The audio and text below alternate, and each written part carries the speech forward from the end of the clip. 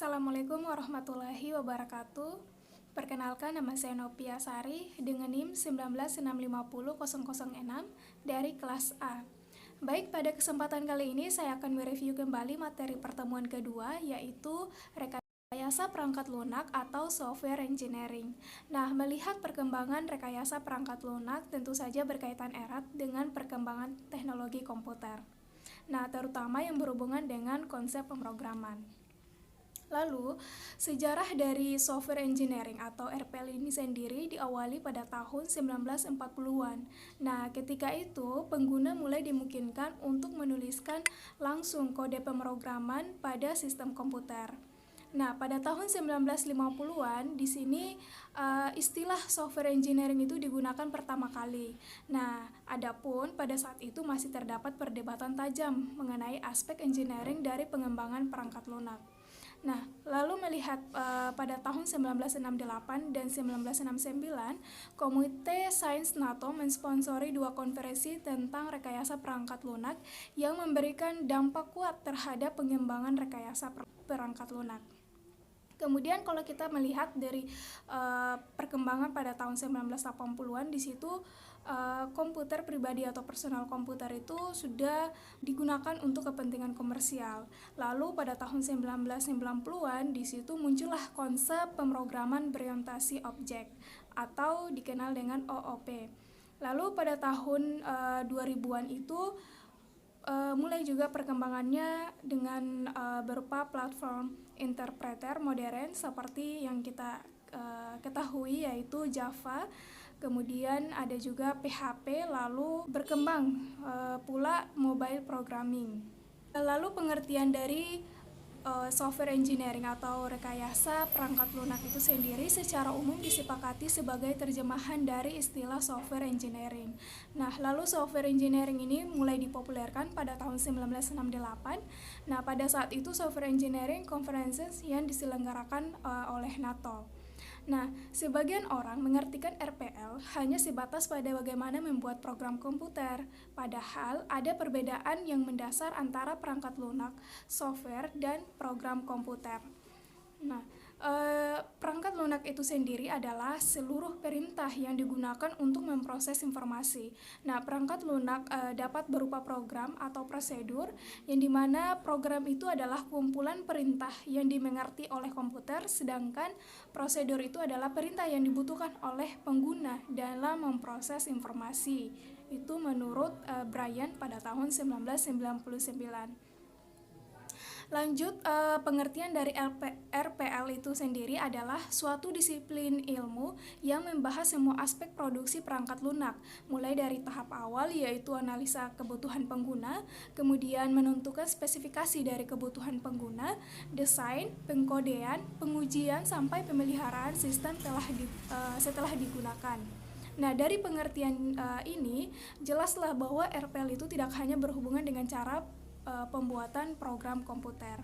Nah, jadi pernyataannya itu semua aspek produksi pada pengertian sebelumnya itu mempunyai arti semua hal yang berhubungan dengan proses produksi seperti manajemen proyek, kemudian penentuan personel, anggaran biaya, metode, jadwal, kualitas sampai dengan pelatihan pengguna merupakan bagian dari rekayasa perangkat lunak. Kemudian perangkat lunak atau software itu merupakan program-program komputer dan dokumentasi yang saling berkaitan.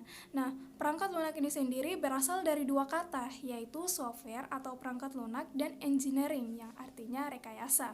Nah, software ini sendiri adalah source kode pada suatu program atau sistem, yang dimana perangkat lunak ini tidak hanya dokumentasi terhadap source kode, tapi juga dokumentasi terhadap sesuatu yang dibutuhkan selama pengembangan ataupun instalasi, kemudian penggunaan dan pemeliharaan sebuah sistem. Nah, lalu apa itu engineering? Nah, engineering atau rekayasa adalah aplikasi terhadap pendekatan sistematis yang berdasar atas ilmu pengetahuan dan matematis serta aplikasi tentang produksi terhadap struktur, mesin, produk, proses, atau sistem. Nah, rekayasa perangkat lunak, jadi kalau diartikan dari keseluruhan, itu merupakan suatu disiplin rekayasa yang berkonsentrasi terhadap seluruh aspek.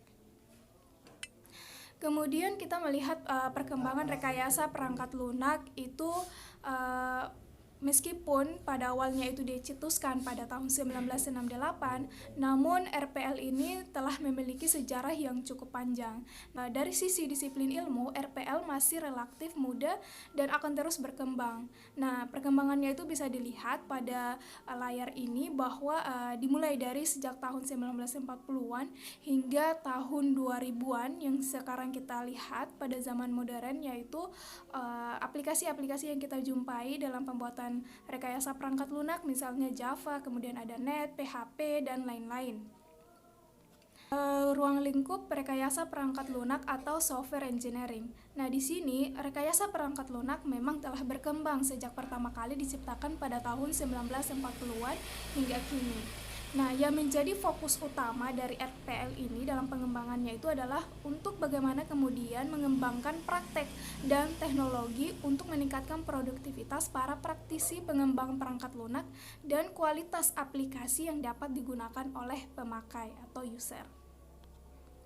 Nah, jadi kalau dikelompokkan ini ruang lingkup rekayasa perangkat lunak atau software engineering itu terbagi atas beberapa bagian, yaitu mulai dari software construction, kemudian ada software testing, kemudian ada software maintenance, configuration management, ada pula manajemen dan tools dan method, software quality process, dan software recruitment. Nah, dari keseluruhan poin-poin ini sangat diperlukan dalam pengembangan rekayasa perangkat lunak atau software engineering. Nah, lalu apa tujuan dari rekayasa perangkat lunak ini? Nah, tujuan dari RPL ini ada 3. Yang pertama itu adalah menghasilkan perangkat lunak yang berkualitas, yang kedua menghasilkan perangkat lunak yang efisien, dan yang ketiga menghasilkan perangkat lunak tepat waktu. Nah, di sini ada gambar yang menunjukkan bahwa dari tujuan dari rekayasa perangkat lunak itu yang pertama untuk user, untuk pemakainya sendiri, untuk pemakai atau pengguna, kemudian developer, sponsornya. Nah, lanjut pada faktor-faktor apa yang melatar belakangi munculnya rekayasa perangkat lunak. Pertama, itu ketidakmampuan organisasi memprediksi waktu, usaha, dan biaya dalam membangun suatu perangkat lunak. Kedua, perubahan nisbah atau rasio biaya perangkat keras terhadap harga perangkat lunak. Ketiga, kemajuan pesat perangkat keras. Keempat, kemajuan dalam teknik-teknik pembuatan perangkat lunak. Kelima, tuntutan yang lebih tinggi terhadap jumlah perangkat lunak. Keenam adalah tuntutan yang lebih tinggi terhadap mutu perangkat lunak. Dan yang ketujuh adalah meningkatnya peran pemeliharaan. Maka itulah hal-hal yang melatar belakangi munculnya rekayasa perangkat lunak. Lalu, rekayasa perangkat lunak ini dan disiplin ilmu lain itu ada pula kaitannya. Nah, jadi cakupan ruang lingkup yang cukup luas sehingga membuat RPL ini dapat terkait dengan disiplin dalam bidang ilmu lainnya. Nah, tidak saja sub bidang dalam disiplin ilmu komputer, namun dengan beberapa disiplin ilmu lain di luar ilmu komputer. Nah, hubungan keterkaitan RPL dengan ilmu lain dapat dilihat pada gambar di bawah, gambar ini yang di samping, yaitu berbicara mengenai rekayasa perangkat lunak, maka perlu kita ketahui apa itu manajemen, baik itu bagaimana manajemen kualitasnya, kemudian manajemen proyek, dan rekayasa sistem, baik itu dan ergonomikanya, serta kita juga tidak hanya mempelajari manajemen, melainkan juga ilmu matematikanya. Itu saling berkaitan. Nah, lalu seperti apa rekayasa perangkat lunak dan disiplin ilmu lain-lainnya ini? Nah, dalam bidang ilmu manajemen, misalnya itu meliputi akuntansi, finansial, pemasaran, manajemen operasi, ekonomi, analisis kuantitatif, manajemen sumber daya manusia, kebijakan, dan strategi bisnis. Nah, sementara di bidang ilmu matematika itu yang berkaitan dengan rekayasa perangkat lunak itu meliputi aljabar linear, kemudian kalkulus, peluang statistik, analisis numerik, dan matematika diskrit. Nah, Kemudian dalam bidang ilmu manajemen proyek, nah dia itu meliputi semua hal yang berkaitan dengan proyek, misalnya ruang lingkup proyek, kemudian anggaran, kemudian mengenai tenaga kerja, kualitas, manajemen risiko, dan keandalan ataupun perbaikan kualitas dan metode-metode kuantitatif lainnya. Nah, dalam bidang ergonomika itu menyangkut hubungan ataupun interaksi antar manusia dengan komponen-komponen lain dalam sistem komputer.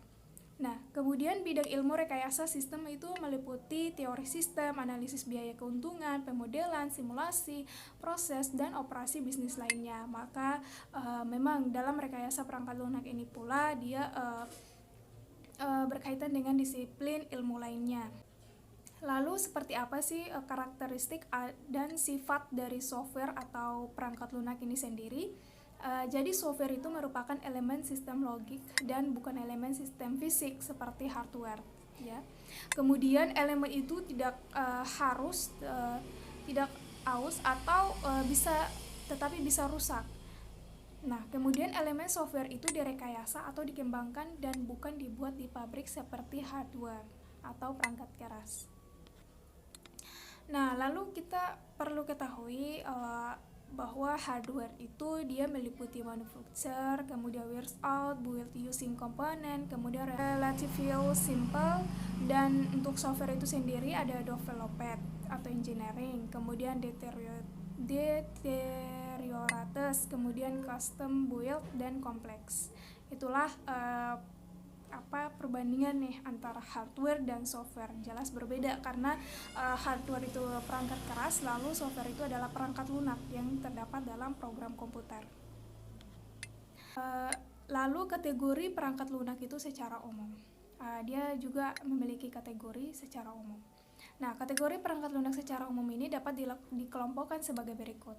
Yang pertama itu adalah perangkat lunak sistem. Nah, perangkat lunak sistem ini sekumpulan program yang ditulis untuk melayani program-program lainnya. Misalnya itu compiler, editor, dan utilitas pengaturan file. Nah, selain itu ada pula perangkat lunak real time. Nah, apa itu real time? Ini merupakan program-program yang memonitor ataupun menganalisis atau mengontrol kejadian dunia nyata pada saat terjadinya atau yang lebih dikenal dengan real time event. Nah, lalu ada pula perangkat lunak bisnis. Nah, ini dia memproses informasi bisnis seperti payroll ataupun inventory dan lain-lain. Nah, kemudian ada pula perangkat lunak teknik dan ilmu pengetahuan. Nah, ini ditandai penggunaan algoritma number crunching. Kemudian ada embedded software, di mana produk yang ada dalam read-only memory dan dipakai untuk mengontrol hasil dan sistem untuk keperluan konsumen dan pasar industri. Dan ada pula perangkat lunak komputer personal. Nah, ini sesuai kebutuhan personal, jadi seperti pengolahan kata ataupun angka dan manajemen database. Nah, yang terakhir adalah perangkat lunak kecerdasan buatan. Nah, kecerdasan buatan ini menggunakan algoritma non-numeric untuk memecahkan masalah kompleks yang tidak sesuai untuk perhitungan atau analisis secara langsung. Nah, lalu pentingnya juga kita mengetahui tipe-tipe software. Nah, yang pertama ada sistem software. Nah, sistem software itu dia sekumpulan program yang ditulis untuk melayani atau menunjang program lainnya seperti compiler, editor, utility, sistem operasi, dan lain-lain. Kemudian ada pula application software. Nah, ini merupakan program standalone yang digunakan untuk menyelesaikan kebutuhan bisnis tertentu. Dan ada pula engineering and scientific software, yang artinya di sini mencirikan algoritma numerik ataupun aplikasinya yang berkisar dari astronomi sampai vulkanologi, analisis otomotif, sampai dinamika orbit ruang angkasa. Nah, software ini biasanya banyak digunakan dalam bidang engineering dan sains. Contohnya itu adalah CAD atau Computer Aided Design. Lalu, ada pula embedded software. Dan produk lain software ada web application atau web apps, kemudian artificial intelligence software. Dari tipe-tipe software yang telah dipaparkan sebelumnya, itulah pentingnya mengapa kita harus perlu tahu seperti apa perangkat lunak itu untuk pengembangan rekayasa perangkat lunak. Baik, mungkin itu saja yang dapat saya sampaikan. Kurang dan lebihnya mohon dimaafkan. Saya akhiri dengan ucapan billahi taufiq wal hidayah. Wassalamualaikum warahmatullahi wabarakatuh.